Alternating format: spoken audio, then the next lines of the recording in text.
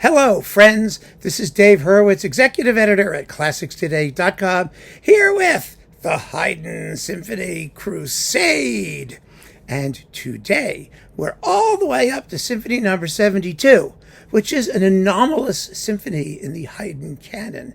How is it anomalous? Well, for some reason, Anthony von Hoboken, whoever numbered these suckers and put them in supposed chronological order, it was all speculative, by the way, or largely because we only have actual dates for a very, very small number of Haydn symphonies. Most of them exist as copies made by Haydn's associates or for dissemination elsewhere, and the actual dated manuscripts are lost. So we're not sure of the exact dates, but one thing we know is that number 72 is at least 15 or so years earlier than its number would suggest.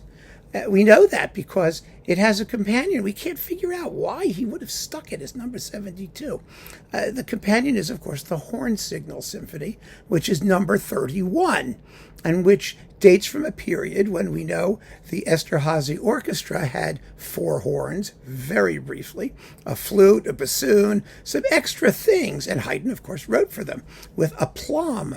But this symphony predates the horn signal on stylistic grounds. It's a little bit more, we just say simple, I would say. You know, the horn signal is a cyclical form. It ends with the same music it began with. It's just a tad more finished. You know, with Haydn, we have to remember, there are no immature Haydn symphonies, because he was 27 or 28 or 29, somewhere there when he wrote his first symphony. So he was already a composer of considerable ability. But what happened is that the language of music changed, and the person who changed it was Haydn. So we can tell from the language that this particular symphony speaks that it must have been considerably earlier than number 72 and probably earlier than number 31, even though it uses the same scoring and has essentially the same form. They're sister symphonies, if you want to call them that.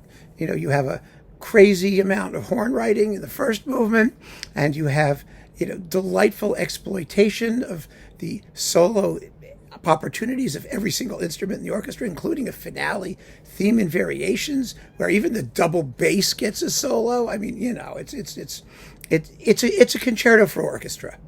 Really, that's what this symphony is. That's what the horn signal is. And Haydn he wrote concerto for orchestra style symphonies throughout his career. He really did. There are some symphonies that are far more virtuosic in their exploitation of the solo instruments in the orchestra than others, and those are more concerto-like. That doesn't mean that they're concerti grossi or neo-baroque or any of that nonsense. It just means that they enjoy exploiting the concerto principle. But this one is particularly rich, as is the horn signal, and it belongs back with number 31. So, we just have to live with it. It is a rococo gem. It has no special, expressive depths to plunge. The whole plumb, P-L-U-M-B, plumb, not plunge. The whole point of this symphony is for us to simply revel in Haydn's virtuosic treatment of all the solo instruments that he can possibly get his compositional fingers on.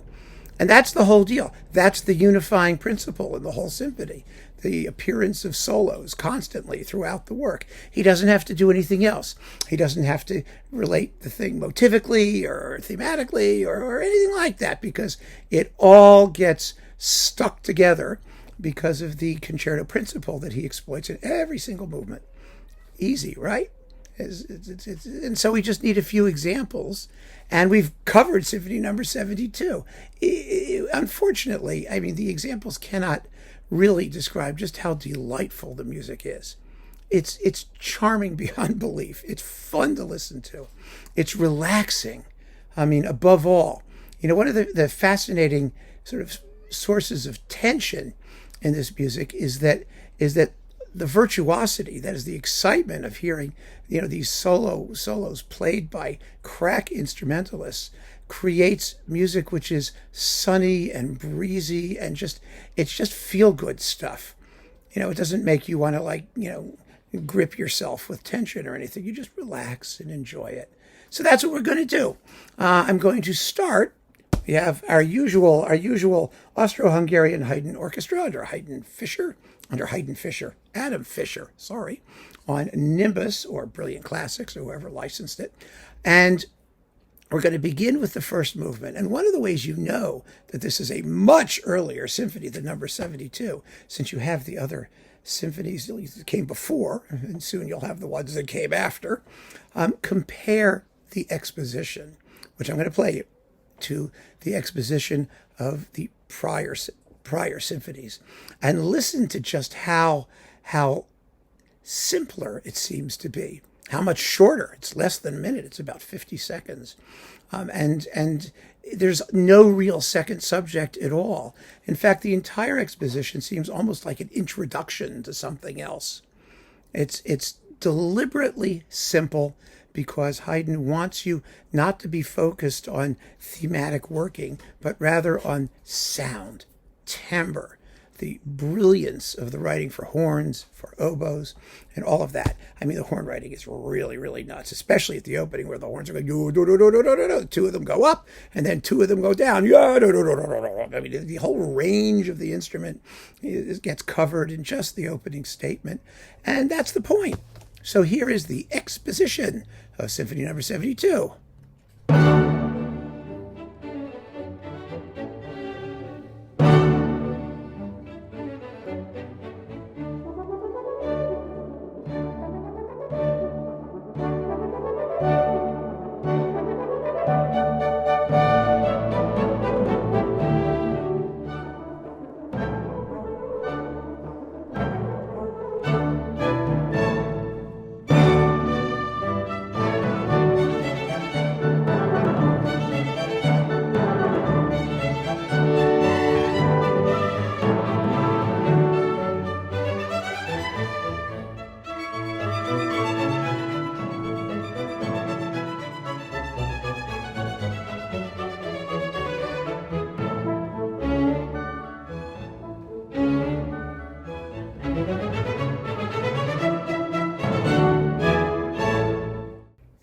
I mean, it's sunny and virtuosic, and that's all you need to know. Now, I mean, there is a development section and there is a recapitulation. You can listen to them on your own. It's not a particularly complicated or lengthy movement. The slow movement is really beautiful.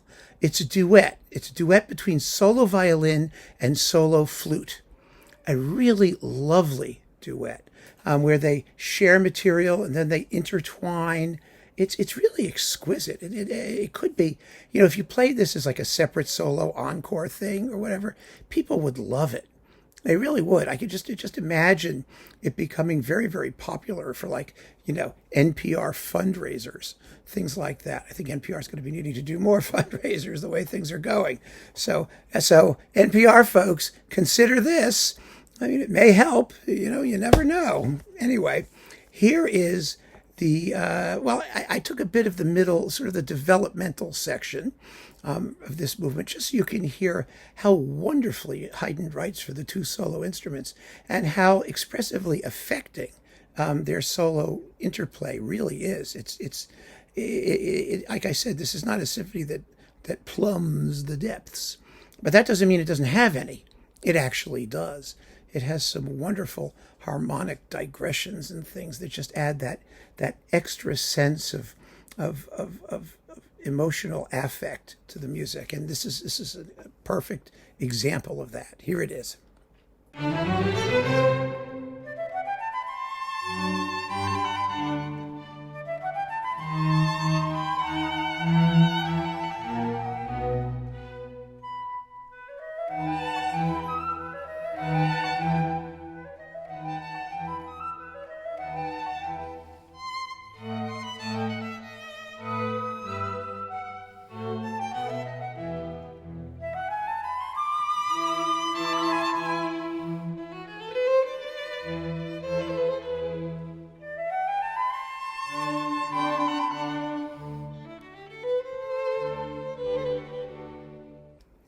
Lovely, isn't it? I mean, really, really beautiful.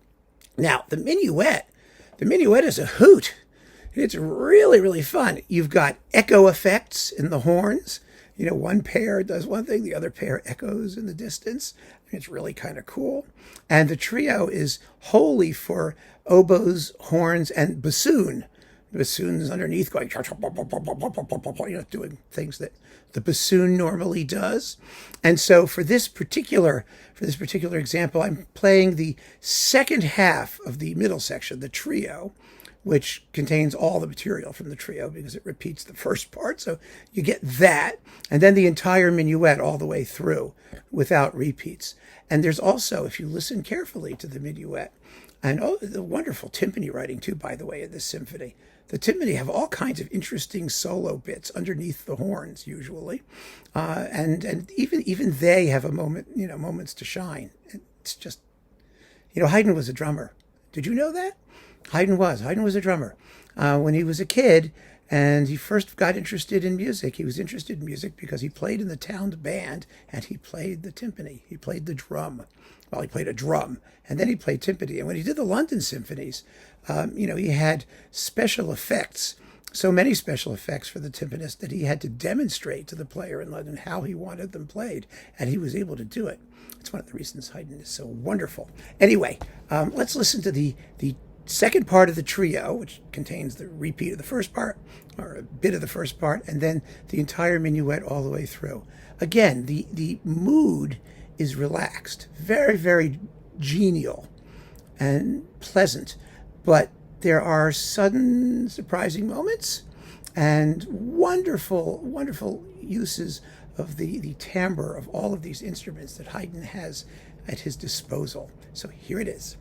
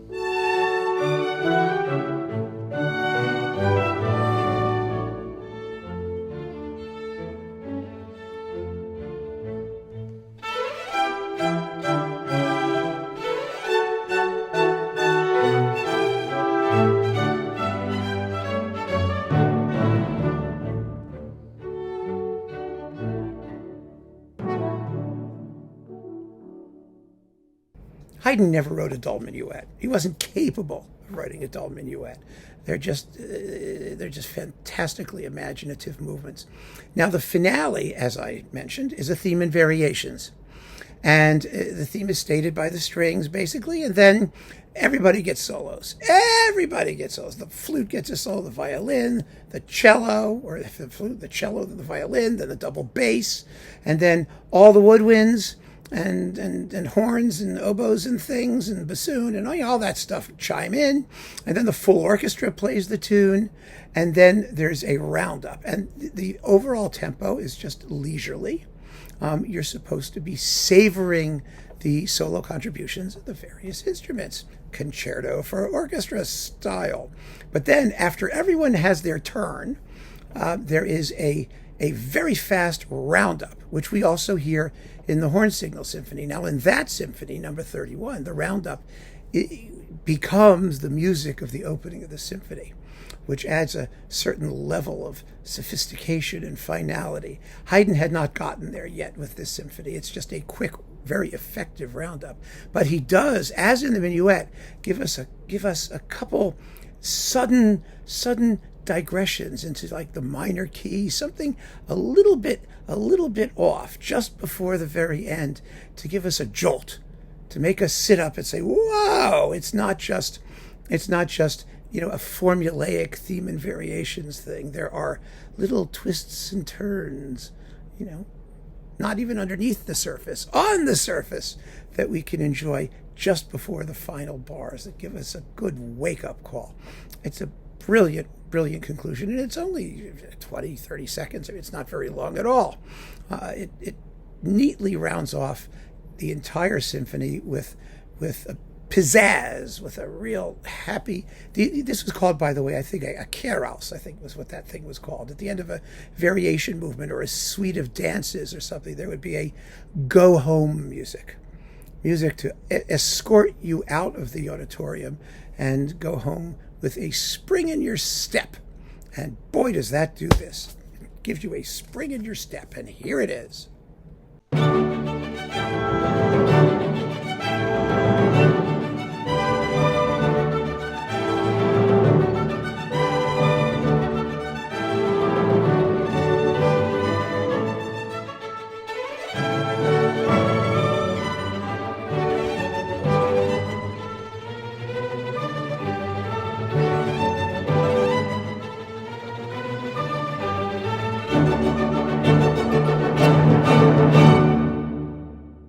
So I leave to you the discovery of the actual variations themselves, because they are delightful and fun, and I don't want to spoil all the surprises. I want you to actually just enjoy them for what they are on your own time and at your own leisure. It's a lovely little symphony from the 1760s, and we are in the 1770s, the mid-1770s, heading towards the 1780s, when Haydn's symphonic genius will explode into international prominence with the Paris symphonies. So how this one got misnumbered, I don't know. I don't think it matters. We can enjoy it for what it is, and that's, all we need to do. Haydn couldn't ask for more. So keep on listening, friends. Thank you so much for joining me. Take care.